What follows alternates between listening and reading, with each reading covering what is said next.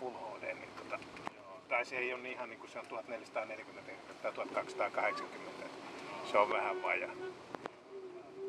Mutta maksohan tää paljon, 99 €. On hyvä ottaa naulis. Lähetään limpulle siitä, että Steve mukaan.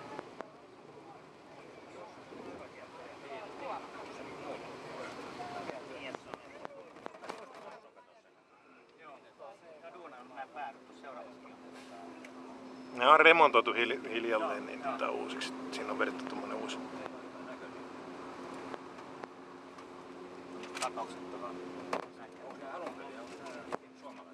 On.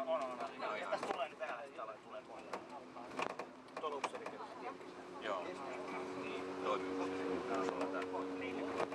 Kerhot, sanotaan. Nyt tulee venäläistä rakennuksia. Oliko nää saanut? Ei. Tos mäki ylös ja alas ja sit sen jälkeen on oikein. Nää on venäläiset tekijät. Asutaanko se vielä? Osassa ainakin. Niissä on näitä komppanioita ja näitä toimistoja. Ainakin ennen on asuttu. Eikö nää ole viraston? Tää on tässä, nämä talot, jotka näkyy nyt tuosta kauempana, näitä kuvataan. Koko aika menee. Aha, sieltä on lähtenyt jo lasit. Onko tääkin saanut purkutua? Ei. Ei. Onko se baari auki vielä tuossa vielä? Se on juuri avattu uusiksi. Ai se on. Ai nuo on saanut purkutua. Nämä on saanut purkutua. Kato jo ikkuna.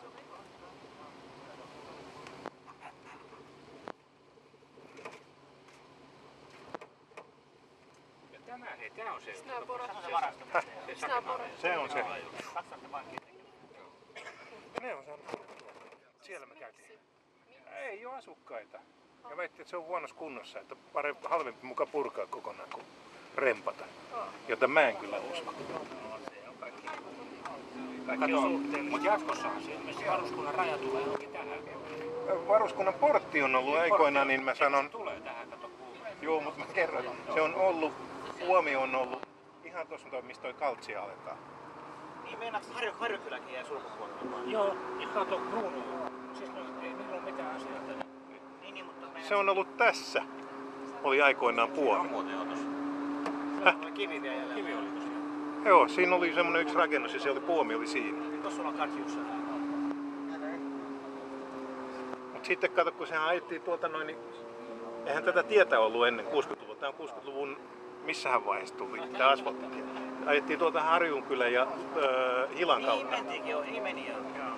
Jaa, siinä on semmonen vaihe. Siinä on semmonen vaihe ollut. Koulumatka. Niin, kato nää asuintalot tässä oikealla, kun mentimme ohi jo. No nää on tää vanha kehitysalue. Niin, tässä ei ole kai kansanhenkilökuntaa asunut edes ollenkaan. Eikö nää ole siviilejä asunut? Mä en tiedä miten on.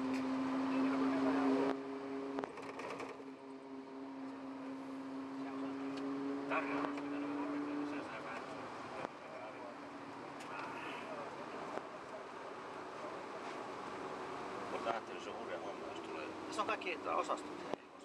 Poliisista tulee, jos tulee Aijaloon. Sehän ajattelee pääministeri Sylipäinen, sitten tuossa on Kepulainen, ylipäällikkö ja... Mikäs vanha sotilasarvo on se? Vanha.